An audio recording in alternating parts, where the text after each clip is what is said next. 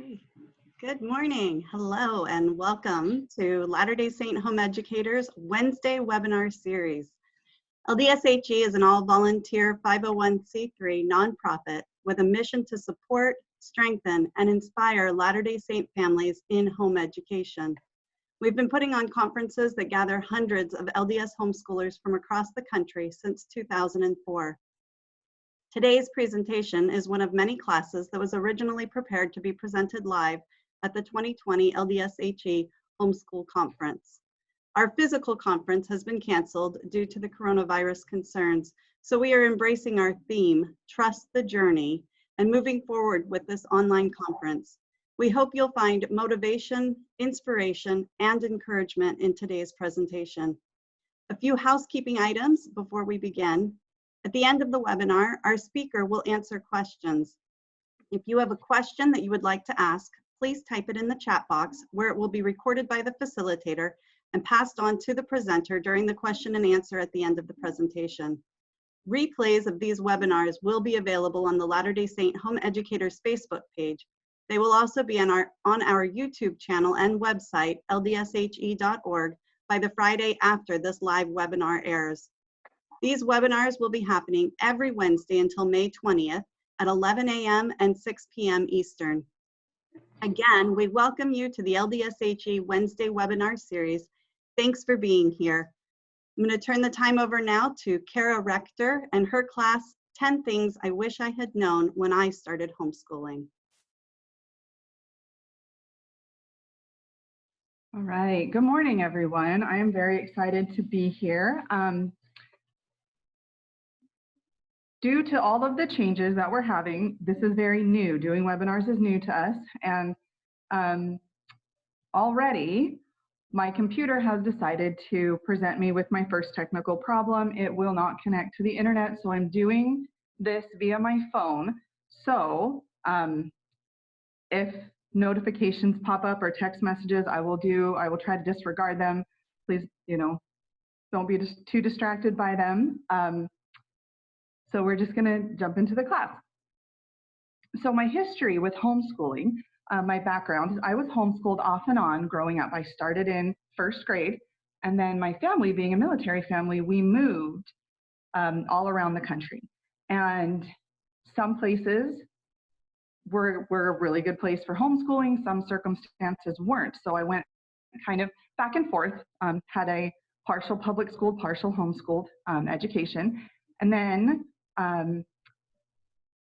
when we had kids, I kind of had this impression that, I kind of know the principles. I know, I got this, it'll be okay.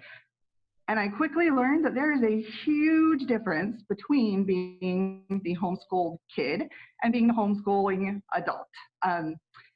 And a lot of my ideas and beliefs I needed to challenge, and I needed to change, and I needed to learn and grow. So when we started homeschooling our kids, we first went through a state cyber school. I live in Pennsylvania, and cyber schooling is one of the publicly funded options you can do. And for us, that was a good bridge between the kids having, because they started in public school, the kids having a teacher and then going to self-guided study. It kind of gave us a little bit of focus and direction. And while we worked in that schooling model, I worked as a parent ambassador. And so I helped mentor other parents who were making these new changes. And so here's us, here's our family. Decided to go with this picture because we are just a little bit wild and crazy and wacky. And as I worked with families and I worked with people making these big changes, I found myself talking through a lot of these same principles and a lot of these same topics. So I based this class both on the things that I wish I had known, as well as the things that I have found that several of the homeschooling families that I worked with wish that they had known as well. And I'm going to go through them in no specific order. And we're going to just kind of look. And even though Right now, with everything that's going on in the world, I'm sure in attendance we have a lot of homeschooling families, and then we also have a number of families that are finding themselves in their homebound education situation that they did not choose. And that provides an opportunity for some great growth and some great change as well. So these principles, though a lot of them apply to homeschool, a lot of the principles, the underlying currents to them really do apply to when we find ourselves in a different circumstance that we are needing to adjust and change to. So I hope that these are helpful, and we're going to jump into it. These are the 10 things that I've identified as a glance, and we'll go, or at a glance, sorry, and then we'll go through and unpack these and talk a little bit about each one of them. So number one is you don't have to know everything. 2, homeschooling is like being married. I'll explain that when we get to that. Number 3, all learning is valuable. 4, you don't need to prove to other people that you are capable. 5, relationships before grades, or I might add performance. Not all homeschool families use grades, but relationship before outcome. Your family doesn't need to fit anybody else's mold. Perfection is the opposite of progress. Educational gaps happen no matter how children are educated. Don't compare your kids, and to give yourself grace. So for number 1, you don't have to know everything. I picked some quotes that to me have been helpful along the way. We often get stuck into a belief that when something new, we just really wish that we had the cache of wealth, of knowledge, like this wealth knowledge safe or something that we just have to intuitively know how to get through things. That isn't the case. We know how to do things by doing them. We learn. There's always day 1, and there's day 2, and there's day 3, and it's always a learning experience. So I enjoy these quotes and refer back to them when I find myself getting, so we've been homeschooling now for about, I have one who's about to graduate, been homeschooling now for about 8 years. And sometimes I still have that expectation of myself that after 8 years, I should really know what I'm doing. And I really should just kind of know everything by now, but I don't. I still don't have all the answers. So you don't have to be great to start, but you have to start to be great. I like that because, you know, if we decided to pick up any new hobby or skill or anything, we need to start in order to turn that into something great. And oftentimes we stop ourselves from starting because we're not already good at it.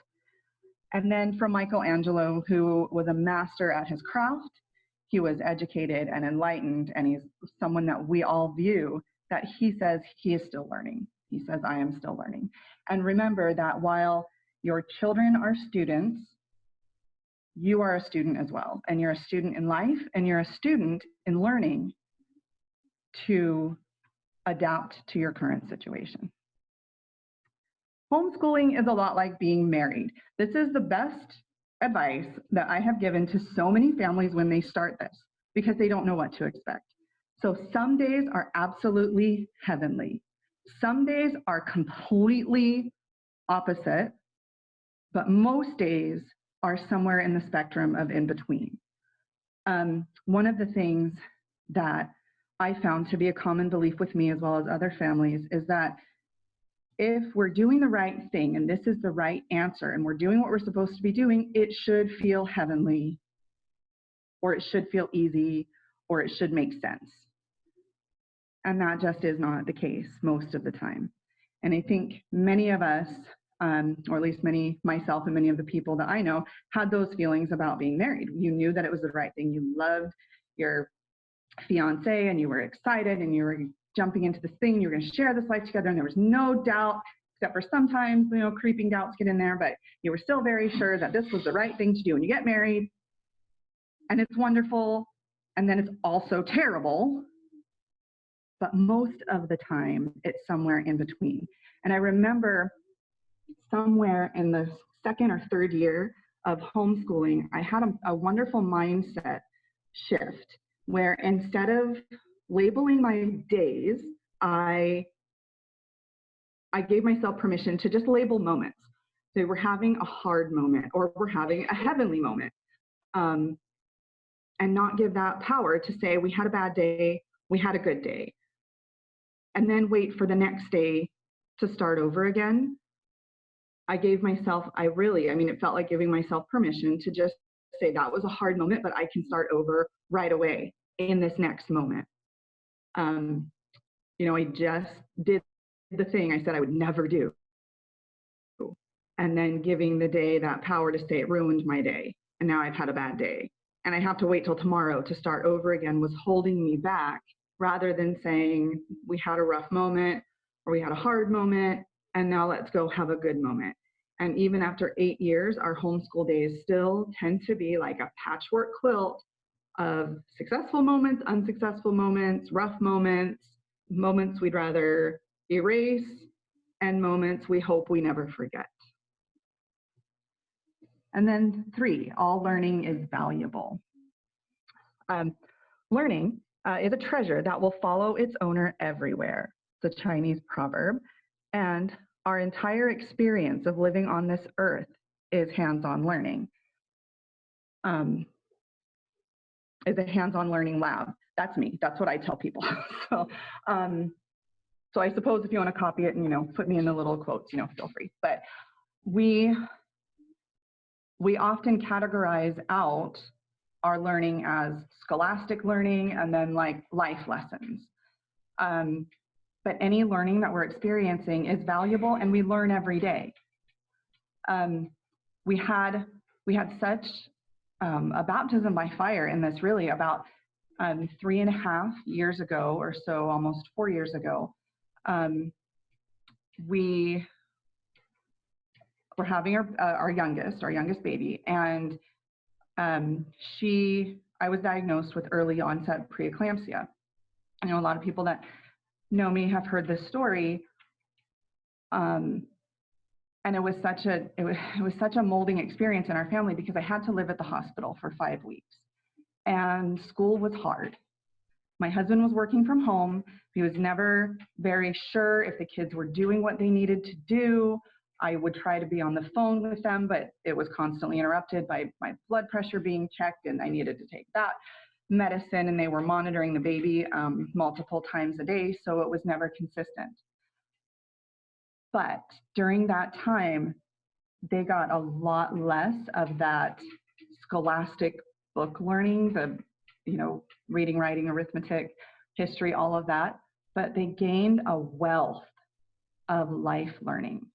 They gained learning in prayer. They grew closer to our Heavenly Father, and they learned that they can get through hard and scary things. And what they learned in that 5-month time period, I wouldn't trade for years of scholastic knowledge. One of the lessons that they bring up often is they said, the scripture comes alive, especially my oldest brings this one up a lot. The scripture that the Lord will provide a blessing big enough that there will hardly be room to receive it. She said she really learned that and lived that and experienced that, because while I was in the hospital, those that were helping to care for my family provided food and other needs just beyond what they could handle, beyond what they could, like we just didn't have space for all the food that was being provided. They were just well fed, and the people were so kind, and they just felt like their cup overflowed, not just in food, but in kindness. And there was even a sweet experience where some people had given my husband gift cards because they knew that eating meals at home may not always be very realistic, and they were eating at a Subway restaurant, and he was just going through the schedule with the kids. We're going to go visit mom in the hospital, and then we're going to go, do this and get home. And another woman walked up and said, I overheard you talking to your kids, and gave him another gift card for another meal. And they learned more from that hard time in our life, in that 5-month time period, that is more valuable than what they might have learned if I had been home teaching them algebra or trying to teach them algebra. And 4, your family doesn't need to fit anybody else's mold. We all have, all of our families are unique, and each individual in our family is unique. There's a mindset, like a belief, or I don't know, curriculum or things that are coming up about our family's culture. And I really like that, because some people have a family culture of music. Some people have a family culture of comedy. Some people have a family culture of math and engineering. We have a family culture, it's kind of a blessing and a curse, of cooking and creating and baking and creating food, which, again, there are some downsides to that, but mostly it's just really wonderful and beautiful. And every family has their own mold, has their own traditions and teachings and beliefs and history and stories that make them unique. And oftentimes it can be, we see a family, we look for an example, and we see, oh, this family is really great about this. I really want to do that. And it's good, that's good. And in looking for examples and looking for mentors and in looking for ideas, all of that is good and all of that is positive, but it's easy for us to slip into the belief that if we are not utilizing those ideas and those ideas don't work for our family, or we're not following those examples the way that we think we should, and we're just not fitting into the mold that we think is so beautiful in this other family, that we're somehow failing and we're not doing things right and we're making mistakes. When the truth is, everybody's family has a unique mold and unique needs, and both as the family in the whole, and then each individual person within that family. And number 5, relationship before grades. I put grades, but really, because like in our home, we really don't grade our kids. Our kids work till they have it mastered. So they just work towards mastery. And mastery in some curriculums is considered 80% mastery, some is 90%. So nobody gets A's and B's and like that. So outcome. So really, relationship before outcome. And my quote here is that there is no doubt that it is around the family and the home that all the greatest virtues are created, strengthened, and maintained. And when we think in the long scope of our children's lives, we will have a relationship with them that far surpasses their years, their K through 12 years with us. And I'm not one that kind of comes from the school of like you should be friends with your kids necessarily. There's definitely a parent-child relationship that is important to maintain, to have structure, but I also believe you can still have that and be friendly and friends with your kids. I consider my kids my friends. I love to be around them. And ultimately, whether they get the right amount of worksheets that you want them to get done, or they do this project, or they finish, whatever lesson plan they're following, that's temporary, but our relationships with them are long-term. And it's okay to have structure, and it is okay to have rules. In fact, I think it's quite important and necessary to have all of those, but I don't feel personally that it's okay to utilize shame, to utilize things that tear each other down, to utilize short-term words, short-term actions and behaviors to fix what you want them to fix in the short term. That jeopardizes them and your relationship with them in the long term. Let me go back to that real quick. Even so much so that I have a friend, and this just popped in my head to share the story, who was really trying to make homeschool work. She really felt like it was the right thing for their family, but they fought all the time. And after 3 years, after giving it a really good 3-year try, she was like, I need a break from them, they need a break from me, and they put their kids back in public school, and the family has been so much better off for it as a family unit and as individuals. And I use that example because even sticking into a homeschooling mold isn't the right thing for everything. And that family was able to put their relationship long-term with their kids in front of the mold that they felt they were really hoping would work. So I wanted to give that example real quick. You don't need to prove you are capable. There is often a temptation to want to prove to others that you can do this. The danger in looking outward for approval is that we can fall short-sighted in seeing what our families might really need. From personal experience, my biggest example of this was when my oldest was learning to read. She was a young reader and she was starting to read on her own, and she was 4 and a half. And I was like, awesome, we're gonna jump on this, we're gonna do preschool time, and I'm gonna teach her to read. And in all of that excitement, the temptation and the thought and the mindset that I could easily fall prey to is, and then my parents will think I'm doing a really good job as a mom. And then my husband will be so impressed with how I'm educating our kids. Then my neighbors will see us as a great example. Then my in-laws will agree that homeschooling might be a good idea. All of these things, and maybe nobody was, thinking any of those things, but those were the things that were getting stuck kind of in my head. And so I would put that expectation on my kids for them to prove my capability. And looking outward for approval just tends to be, I don't know, like it can just snowball and really affect so much of your life and your mental health and your mental well-being.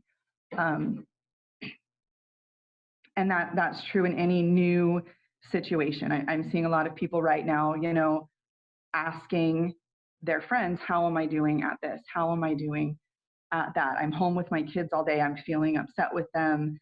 Is that okay? Does that make me mean? And I'm trying to tell people, give yourself grace. We don't have a template for getting through these new experiences in our lives, whether the new experiences are homeschooling, public schooling, homebound education, whatever it may be. We are capable of doing it because we are doing it, not because somebody else says that we are capable. Kind of piggybacks right along with that is that perfection is the opposite of progress. So perfect is the enemy of good. And that has said by Voltaire. And I like that. I listened to a fair amount of Brene Brown, and she talks about shame a lot. And she says, perfectionism really is just the other side of the coin of shame. And when we try to work, like I said, our kids work towards mastery, it would be very hard for them to, and for us as parents, to be able to ever move forward if we were looking for perfection. Perfection is very subjective to each individual. My daughter, who enjoys making cakes, if she tries to make a cake to perfection, she's more likely to hold herself back from being able to learn. I really feel that those who can say that they are, like Michelangelo, who can say that they are still learning, are the ones that will be able to continue to progress through whatever it is that they're trying to learn, instead of saying there's only value in this if it's perfect. That really, it's a very, very short step from I need to do everything perfect to I'm never enough and I'm not good enough. So a caution with trying to be perfect. And then in number 8, educational gaps happen no matter how children are schooled. So A big insecurity that I've talked to a lot of parents about and that we have struggled with is that our kids won't get the well-rounded education that maybe somebody else could provide. But the more I kind of dug into this and the more I talked with other people and asked them about their educational experiences, so many people, unless they were wanting to learn something, didn't always retain it. A lot of people have learned to the test. A lot of people were taught something. It might even be a life skill by their parents. You're like, oh yeah, my mom taught me how to make bread, but it was never a big deal, wasn't important to me, so I just forgot about it. Kids that take music lessons don't always retain it because they don't want to. Kids that, I mean, we want them to learn math facts and, all of those things. There is no such thing as a perfectly well-rounded, you're going to get and absorb everything for the rest of your life education, and it doesn't matter how much money or time or energy is put into that. There's a financial advisor on YouTube that I enjoy following, and he talks about how his parents wanted him to be a doctor, and when he was 12, they started paying really a lot of money for private tutors for him to take science and anatomy classes. Well, he grew up, he really didn't want to be a doctor, he wanted to be a lawyer. He doesn't remember anything from those expensive tutors because that wasn't his passion. So educational gaps do happen, and that's okay. We are finite vessels. We are never going to absorb everything perfectly, and that's okay. Don't compare your kids, kind of along with some of my other points, but this more specifically, don't compare your kids to each other. And from Romans 25:6, having then gifts differing according to the grace that is given to us, let us use them. If prophecy, let us prophesy in proportion to our faith. And then Theodore Roosevelt's very famous quote, comparison is the thief of joy. This happens all the time. It's so easy to compare our kids to each other, and then also to other kids, outside of our immediate families. And our kids are all very different. Our kids have their own path that they need to take in life that really has nothing to do with us. And when we get into the trap of comparing our kids to each other, even when it comes to, I find this a lot in my experience with curriculum. I'll be like, oh, this works for my second daughter. This is the best curriculum. I'm just going to buy it for everybody. But it's not the best and most perfect curriculum for everybody. It's the right one for her. And I can compare, where they're at and where she's at. And it can just become an endless cycle of frustration and just not good for our mental health and not good for our kids' mental health, because it can bring in that sneaky, angry voice of shame to them as well.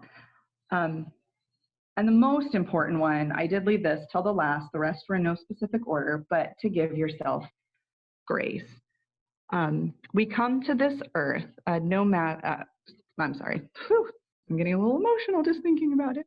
We come to this earth to mature and discover the seeds of divine nature that are within us, from our primary general president.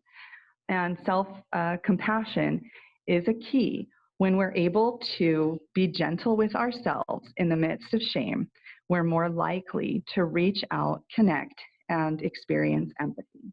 And connection is so important to us, and experiencing that empathy is so important to us, to our divine selves, and to our mental well-being. That even going through a list of 10 things I wish I had known, I still fall prey to most of those things at one time or another. And it's easy to get psyched up and be like, oh, this is great. I'm never going to compare my kids, and I am going to totally put my relationship before their grades or their outcomes. And then you don't. And then you're like, ugh. And then we get into the shame cycle and things get difficult and it affects our mental well-being. But remember that your children are on a journey, you are on a journey. Life puts us in circumstances that we have never experienced before. And because they're new, we don't have that cache of wisdom to help us get through it. And we're learning day by day. And you are enough. You can make it through anything because you are a child of God, because you are enough. And to give yourself first that love and that grace and that compassion, and then that will more easily spread to those around you. Thank you very much for tuning in to my class. Remember that you've got this regardless of where you are in whatever journey you might be in. The fact that you're on the journey means that you can do it. And thank you very much. And I'm ready to take questions if there are any questions.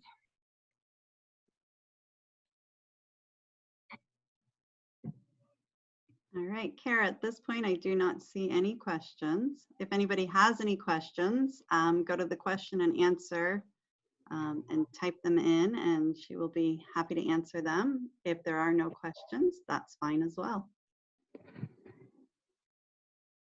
Hopefully this was a successful beginner webinar for us. This is new territory for us at LDSHE, and we're really excited to be able to use our technology to be able to reach out and connect with everybody. It's just wonderful. It's such a miracle. All right. All right, Cara, I do see a question. What was a great moment for your family with homeschool? A great moment for our family. So there's definitely a lot of great moments. Some of the great moments are kind of, I think, ongoing great moments. It's the time we're able to be together. I love that our schoolwork is integrated with our family life. So often when we sit down and we're eating dinner and we're talking about our day, we're also talking about the question we had in science that we weren't able to, or we were excited about or weren't able to wrap our minds around, or we'll talk about history, or we love to go on car trips and listen to audiobooks, and those tie in with what we're learning sometimes. And I think for us, we have like this ongoing gift of time together that's creating bonds and memories. And so like sometimes we have higher points and sometimes we have lower points, but really I think for me the greatest part of homeschooling are those that, I don't know, that like that tapestry of all the little moments put together to create like one giant really cool experience. Great, thanks, Cara. The next one that's come in, it's the question is, how did you change your mindset to label moments instead of days? You know, that's a good question. I was working as a parent ambassador at that time, and I had 4 different families, and I would work with one family each week. And one was just really struggling with a daughter that was just having a hard time, and we were just trying to like really figure it out. And at that point I was kind of like, yeah, we have good days and bad days, and we just kind of, she was just really reaching out for help. And sometimes I find for me that when I'm trying to offer help to someone else, I give myself the answers that I need. And I was like, how about we just stop saying bad days? We just stop giving it that label and then start labeling it to a hard moment, because the hard moment you can get over. Like you can stub your toe and it might, you know, hurt for a little bit, but you can get over it. You can step on a rock and then you can go out and play and be okay. And then for me, it tied in with gratitude, and I was able to have more gratitude for the good moments, because when I labeled a day as a bad day, those good moments would disappear. And so we might have had 1 or 2 bad moments, but if I said it was a bad day, then like the 7 good moments would just kind of disappear. So I was just able to have more gratitude, and that helped me. And it's a process. And sometimes it's a process of just saying it to yourself every day. We had a hard moment. This is a hard moment. It's okay. We can now go have a good moment. Thanks, Cara. That's really important information, I think, for all of us. One of the next questions is, what was your greatest challenge and how did you overcome it? So, oh, that's a big question.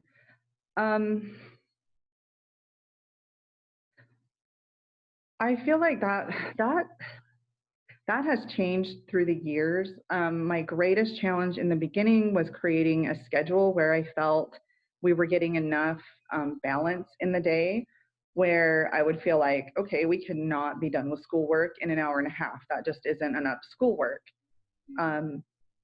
When they were younger, but then maybe it was, and just trying to figure out and trying to have peace that what I was doing was enough in the very beginning. And now that most of our kids are teenagers, we have a 3-year-old, but everyone else is, we have 4 teenagers. And I feel like now my biggest challenge is, am I preparing them enough for real life? Which when I express that to some of my friends, they're like, are you kidding me? Like, your kids can cook and they can clean and they have checking accounts, you know, and all of that, and they know how to use debit cards. And I've let them experiment with debt a little bit so they understand that when they promise money away, they have to pay it back. But I still grapple with it. Like, I just still really grapple with, you know, is the education for real life really, really, really enough?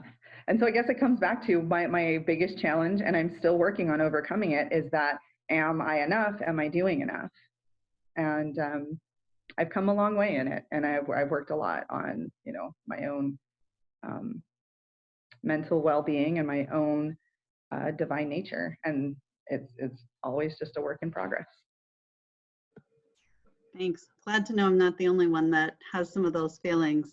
All right, we have one last question, Cara, and it is, what was the hardest thing for your kids to get used to? The hardest thing for them to get used to, I think, in the beginning, and they still struggle with it now, was me correcting them. When my oldest was playing the piano, because I have enough of a background in piano, I can teach some very basic piano, and I was telling her that she needed to change her finger positions, and she just started crying. You don't like me, you think I'm terrible at this. It was just really, really hard. And I feel like that's something that was a big adjustment for them, and we're all better at it now. Like, it's okay if mom says, you know, you spelled that word wrong. You need to change it, you know. But it was just to accept me in like a teacher role. That's part of why it was really good for us to do the cyber school, because they had a teacher separate from me in that cyber school that they could that would check in with them. Mostly we did everything asynchronously, like we did it as a family, but they had to turn their reports into a teacher. And that was one of the hardest things for them to adjust to. And I imagine that across America right now, that is a really hard thing that a lot of homebound families are struggling with, because mom and dad are having to correct them more in their schoolwork, and that is just really hard. Yeah. All right, well, that is all the questions. We are going to end this webinar now. We thank everyone for being here and hope that you will join us for our next one later on this evening at 6 Eastern, and we will be hearing from Jessica Croker. Thanks everyone for being here, and have a wonderful day. Thank you.